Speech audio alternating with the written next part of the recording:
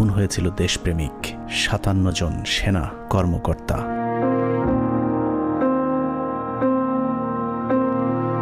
পঁচিশে ফেব্রুয়ারি পিলখানায় আসলে কি ঘটেছিল, কেন ঘটেছিল, সেই ঘটনার পরে কি ঘটেছিল, কিংবা এখন আসলে কি ঘটছে তা নিয়ে আমাদেরকে যতটুকু জানানো হয়েছে তার চেয়েও অনেক বেশি আমাদের থেকে গোপন করে রাখা হয়েছে। ঘটনার শুরু থেকে শেষ পর্যন্ত আমরা যতটুকু জেনেছি তার পুরোটাই পিলখানার মূল ঘটনার বিকৃত এক রূপ, যেখানে সত্যের কোনো বালাই নেই। হাসিনা সবকিছু জানতো। এই বিডিআর এর ঘটনা হাসিনা আসার 1 মাস পরেই কেন ঘটলো?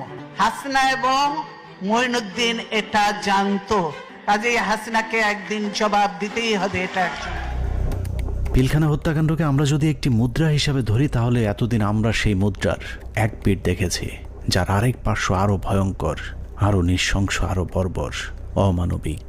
আমরা শুধু ৫৭ সেনা কর্মকর্তার গল্প